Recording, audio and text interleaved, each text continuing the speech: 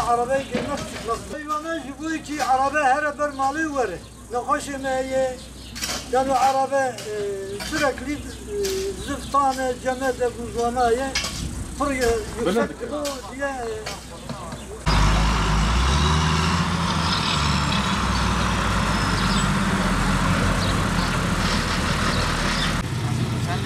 Nasıl kim konuşuyordu abi? لا تجاك باشا حتى تجاك باشا كده شيء لا بوري تغلش كده تجاك باشا ده avasını ne kadar ki Belediyenin yapacağı işi halk yapıyor. Bir boru takırsa bunu yapamaz. Bu boru incedir. Baksana yüzlük boru takmışlar, bir mahallenin suyu buraya geliyor. Çok bir imkanınız. Kendi imkanlarımızla yaptığımız şeylerdir. Yıl 2021, belediyenin işini biz yapıyoruz.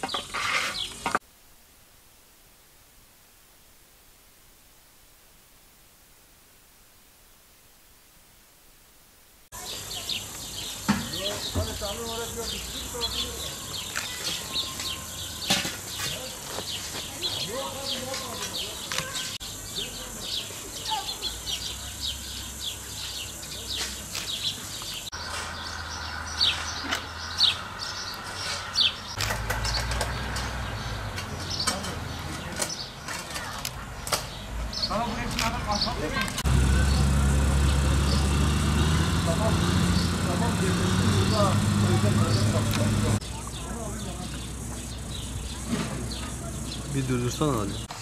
Detay olarak abi geçsin mi buraya? Geç.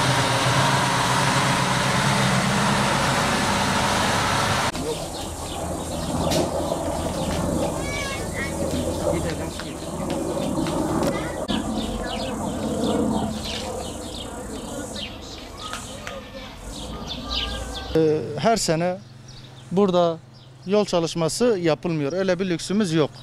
Ancak bir 3-5 senede bir rötuş yaparlar veya da 10 senede bir yol çalışması yaparlar. Her yapılan çalışmada evler bir 20 santim, yarım metre gömülüyor. Yani şu an ben temelimi korktuğum için şu şekilde bir önlem aldım. Bu önlemi almak zorunda değilim. Çünkü her yağmur yağdığında benim bahçeme giriyor. Her yağmur yağdığında evime nem sızıyor. Boyamak zorunda kalıyorum. Yani burada bir hizmet adı altında bir şey yapılıyorsa düzgün bir şekilde yapılması lazım. Bu bence bir hizmet değil. Benim gözümü boyamak için boyamaya gerek yok. Hizmet yapılıyorsa benim sorun çıkarmadan mutlulukla izleyebileceğim bir hizmet yapmaları lazım. Ben burada 2 gündür bekliyorum. Benim evimin seviyesi altta kalıyor, yolun altında kalıyor. Düşürmeleri için rica ettik. Gereken mercilere başvurduk. Ne yazık ki kimseye yardımda bulunmadı. Kimse gelip bakmadı. Bir hizmet yapılıyorsa düzgün bir şekilde yapılsın. Nasıl düzgün yapılır?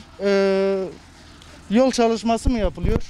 Yol çalışması yapıldığı zaman gerekli projeler çizilsin. Düzenli bir şekilde bir proje çizilsin, ona göre yapılsın.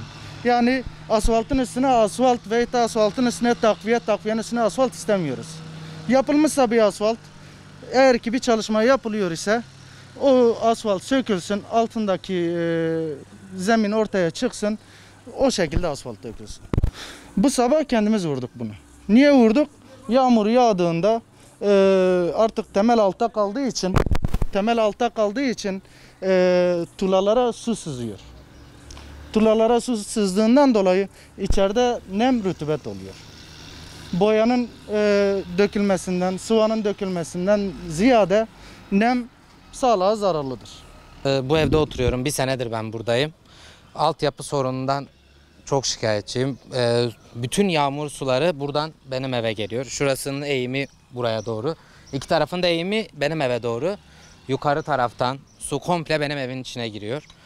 Bundan altyapı istiyoruz. Altyapı da yapılmıyor. Yani burada bir su giderimiz vardı. O da benim bahçemin içine çıkıyor, o su gideri de. O bile doğru günlerde görüyorsunuz, kapatmışlar. Komple su kapalı. Yağmur yağdığı zaman bu yoldan bütün su benim evin içinden toplanıyor. 1 metreye kadar yükseliyor. Benim penceremden içeri giriyor su. Bir de bu yan tarafta bir logar var. Görüyorsun taş üstünde çalışma yapılıyor. O logarın orada bir tıkanıklık olduğu zaman logar patlıyor benim penceremin önünden. O da bütün su benim evin içine akıyor. Daha önceden evim yolla aynı hizadaydı. Şu an bayağı gömülmüş durumda. Ben bir senedir burada oturuyorum ama sürekli gidip geldiğim yer. Oturmadan önce de görüyordum burayı. Yani yol aynı hizadaydı. Şu an bayağı yükseldi. Günlerdir burada yapılan bir çalışma vardı. Tamam Allah razı olsun çalışma var ama yanlış bir çalışma vardır. Yapılan bir çalışmayı değerlendirdiğiniz zaman şimdi bu altyapı yapılmadan milletin yolu bu şekilde yüksek yapıldıktan sonra bu çalışmanın bir anlamı olmaz herhalde. Bizim şikayetlerimiz diyoruz ki bu yolu yapmışsanız bu yolu bir 20-30 santim düşürün. Biz de evimize gidebilelim. Altyapıyı yapsınlar. Millet yağmur yağdığı zaman mahalle hep su basıyor. Gidecek bir yeri de yok. Bahçelere geliyor. Bahçelerden evler sızıyor. Biz bunu basın çağırdık ki bu yolu kendi gözünüzle görün. Basın da bu şekilde görsün. Bizim derdimiz budur yani. Şu şekilde yükseklikte hangi araba 4x4 araba buradan zor çıkar yani. Biz burada her gün eve girip çıkan bir insanız. Bir ambulans gelse buradan çıkıp inemez yani.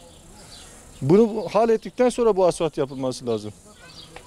Yani yolu yaptılar, asfalt üstüne asfalt, asfalt üstüne asfalt. Tamam kazdılar ama sadece 5 santim asfaltı aldılar. Geri kalan yine aynı şekilde yükselttiler. 5 santim aldılar, 25 santim yükselttiler. Yani görünen hizmet, eğer hizmet buysa biz bu şekilde kabul etmiyoruz. Yetkililerden yapılan iş eğer yapılıyorsa dört dörtlük kitabına uygun bir şekilde yapılsın. Vurdum kaçtım bir şekilde yapıyorlar. Kimse ne ilgileniyor, ne muhtarındandır, ne yetkilisinden geliyor. He tamam yapacağız. Arkamızı dönüyoruz. Aynı şekilde yine bildiklerini okuyorlar. Hiçbir şekilde bizim derdimizle ilgilenmiyorlar. Yapılan bir vurdum kaçtım şekilde yapıyorlar yani. Yetkililere sesleniyorum. Özellikle Yenişehir Belediye Başkanımıza sesleniyorum. Kayım olarak şu an hem kaymakamımız hem de belediye başkanımız bu şeyleri görüp de tespit ediyoruz, söylüyoruz. Kimse bizimle ilgilenmiyor. Evet diyor ama yine aynı şekilde yaptılar.